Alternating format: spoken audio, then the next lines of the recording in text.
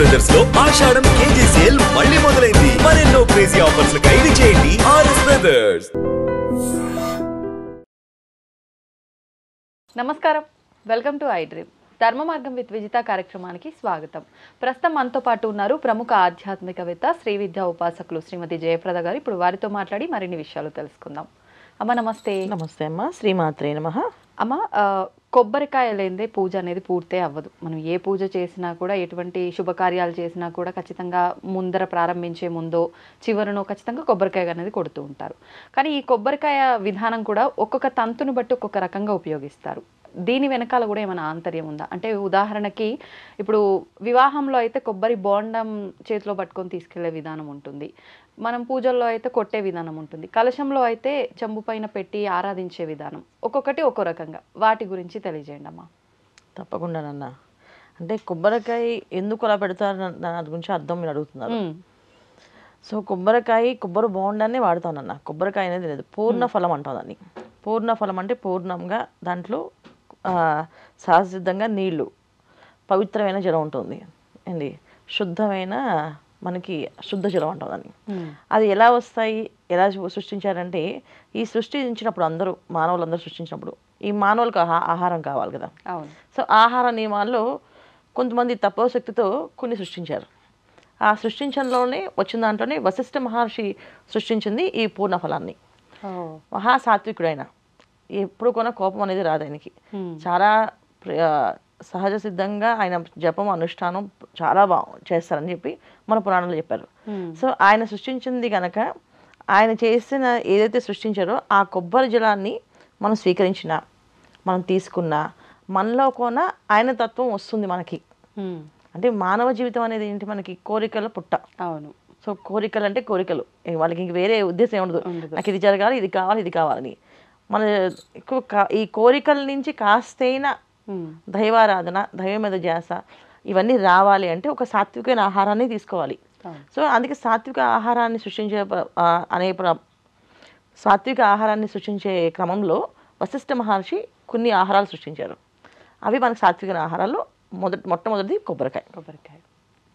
అందుకని ఆ పూర్ణ ఫలాన్ని మనం ప్రథమంగా వాడతాం అన్ని చోట్ల. ఎందుకంటే ఎదుటి వాళ్ళతో మనం మాట్లాడాలన్నా అది మన చేతిలో ఉండగానే ఆయన గుణం మనకు కొంచెం వస్తుంది.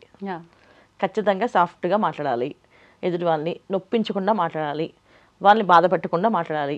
అందుకని ఆ కొబ్బరికాయని ఎక్కువగా తీసుకునేవాళ్ళం. సో భగవంతుడి దగ్గర కొట్టినప్పుడు కూడా ఏదేదో కోరికలతో ఆయన్ని కోరుతూ ఉంటాం. ఈ కొబ్బరికాయ చేతిలో రాగానే ఏది మనకు అవసరమో అది మాత్రమే వస్తుంది. ఇది ఎప్పుడైనా అబ్జర్వ్ చేస్తే మీకు అర్థమవుతుంది. చాలా మంది ఏదో కోరికలతో వెళ్ళి కొబ్బరికాయ కొడదాం అని అంటారు. కొబ్బరికాయ పట్టుకొని ఒకసారి నమస్కరిస్తే మన మనసులో ఉండే ఆంతరం ఏదైతే ఉందో అది కరెక్ట్గా రీచ్ అవుతుంది కొబ్బరికాయలో. అది దండం పెట్టుకొని స్వామివారి దగ్గర కొబ్బరికాయ కొడితే ఆ ఫలితం వస్తుంది ఖచ్చితంగా. ఎందుకంటే వశిష్ఠ మహర్షి సృష్టించిన ఈ కొబ్బరికాయని భగవంతుడు ఇస్తే, ఆయనకి సమర్పిస్తే మనకి ఖచ్చితంగా మనకి భగవంతుడు ఓకే ఇది సాత్వికమైన కోరిక ఖచ్చితంగా తీరుస్తాం అని చెప్తారు. సో పూర్ణఫలము, కలశారాధన, కలశంలో జలం పెట్టినప్పుడు కూడా ఈ పూర్ణఫలాన్ని పెడతాం. అన్ని చోట్ల కొబ్బరి బొండమే. కొబ్బరికాయ అనేది ఒక మనం కోరికను తీర్చేటప్పుడు ఏంటంటే, ఇది కూడా ఏంటంటే మన వాళ్ళు పెద్దవాళ్ళు చేశారు. పూర్వం అయితే కొబ్బరి బొండాన్ని నైవేద్యంగా పెట్టేవాళ్ళు, కొబ్బరి జలంతో అభిషేకం చేసేవాళ్ళు. కొబ్బరి జలం అంటే కొబ్బరి బొండంలో జలంతో చేశారు అభిషేకం. ఈ కాయ కొట్టడం అనేది ఇక్కడ ఎలా వచ్చింది అంటే, మనం బలిదానాలనే వచ్చాయి అమ్మవారికి, కూష్మ బలిదానం చేస్తాం. అలాగే కొబ్బరికాయను కొడితే మనలో ఉన్న అహంకారాన్ని తొలగిపోతుందని మీరు అది పీకి మొత్తం మంచి అయితే తీపించేవాళ్ళు. ఇప్పుడంటే తీసి మన షాపుల్లో అవైలబుల్గా అమ్ముతున్నారు. పూర్వం ఏంటంటే ఒకసారి మీరు తీయండి, దాని కష్టం తెలుస్తుంది. అప్పుడు తీసినప్పుడు ఒక కొబ్బరికాయని మనం తెచ్చుకోవాలంటే ఇంత కష్టపడాలి అని తెలిసినప్పుడు రేపు మన కోరికను తీర్చాలంటే భగవంతుడు ఎంత కష్టపడతాడు అని అర్థం అనమాట. పెద్దవాళ్ళు మనకు అర్థం చేసేది ఏంటంటే, ఈ కొబ్బరికాయ పీచి తీయడానికి ఎంత కష్టపడ్డారు, అది మరి మీరు ఏదైనా బలమైన కోరిక కోరితే భగవంతుడు ఎంత కష్టపడతాడు ఆ కోరిక మీకు ఇవ్వడానికి. ఫస్ట్ మీరు నేర్చుకోవాల్సింది ఏంటంటే, ఆ కోరిక మీకు ఎంతవరకు అవసరము, ఆ కోరిక మీకు మీ సమాజానికి అంటే మీకు మీ కుటుంబానికి సమాజానికి ఏమైనా ఉపయోగపడే కోరిక, అది భగవంతుడు చేస్తాడు. లేదు నాకు మాత్రమే స్వార్థమైన కోరికలు ఉన్నాయనుకోండి, ఆ కోరికల్ని తొలగిస్తుంది. ఆ కొబ్బరికాయ పట్టుకొని అసలు అలాంటి కోరికలు కోరకూడదని అది తీసేస్తుంది అనమాట. సో పూర్ణంగా మనం పరిపూర్ణంగా భగవంతుడు కోరుకోవడానికి పూర్ణ ఫలాన్ని పట్టుకొని చేస్తాం. అందుకే కొబ్బరికాయ లేని పూజ అనేది ఎక్కడా ఉండదు.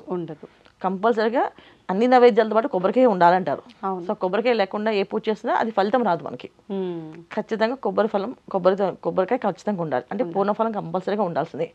పూర్ణఫలం లేని పూజ అనేది ఇంకా అది నిర్వీర్యం అనమాట. అంటే పూజ చేసంటే లెక్క కాదు, అది కొబ్బరికాయకుండా. మరి ఇప్పుడు అంటే వివాహంలో అలా మనం తీసుకువెళ్ళటానికి కారణం ఏంటమ్మా?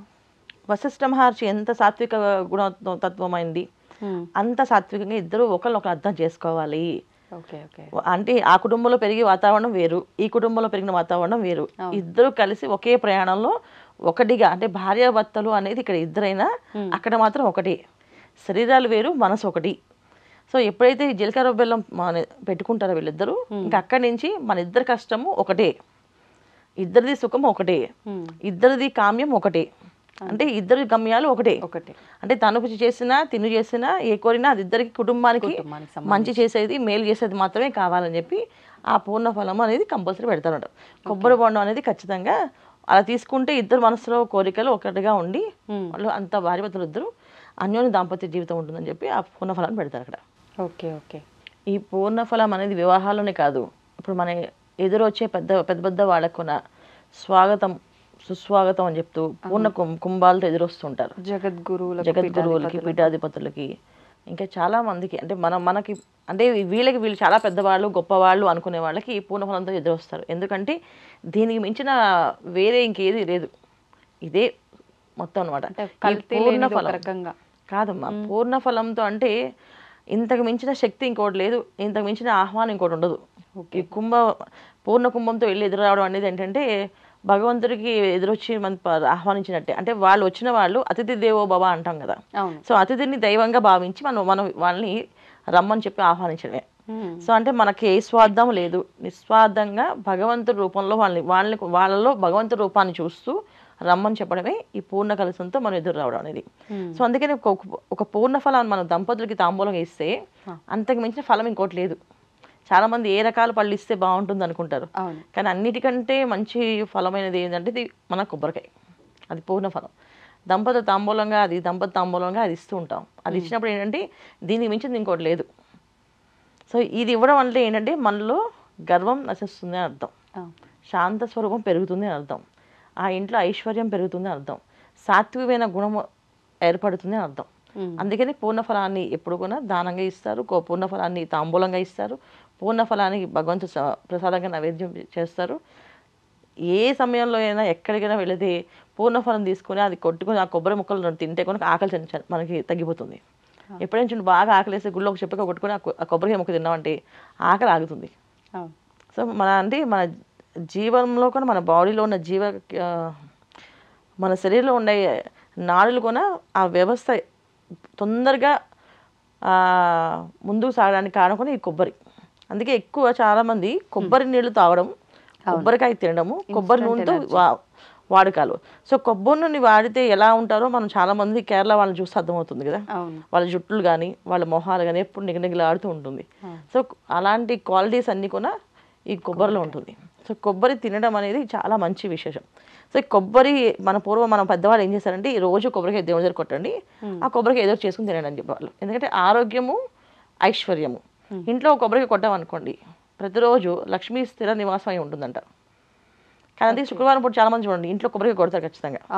ఖచ్చితంగా శుక్రవారం కొడతారు, మిగతా రోజు కొట్టకపోయినా శుక్రవారం కొడతారు, మళ్ళీ పండగ వస్తే కొడుతుంటారు. ఎందుకంటే మన పెద్దవాళ్ళు ఏం చెప్పారు ప్రతిరోజు కొట్టమని చెప్పి. కానీ మనం ఏం చేస్తామంటే మనకి కంఫర్టబుల్గా ఉండే ప్లేస్లు చూసుకొని అలా మారిపోయినట్టుగా ఇలా పూజల విషయంలో కూడా శుక్రవారాలు ఏదైనా విశేషమైన పండగల రోజుల్లో అలాంటప్పుడు కొడుతున్నాం.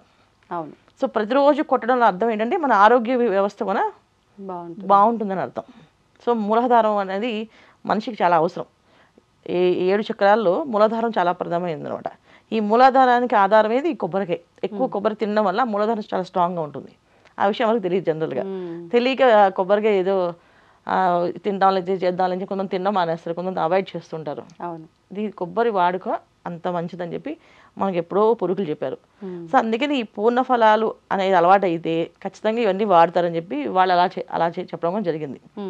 కాకపోతే దాన్ని మనం మార్చేసుకున్నాం అంతే. అంటే పరిస్థితులకు తగ్గట్టుగా మనం ఎలా అవసరం ఉందో దాన్ని అలా ఇప్పుడు నేను కూడా మీకు మార్చేయచ్చు చెప్పేదా. పూర్ణఫలం అర్థం సంస్కృతంలో చాలా అర్థాలు ఉంటాయి, మీకు లౌకికంగా అన్ని చెప్పాను.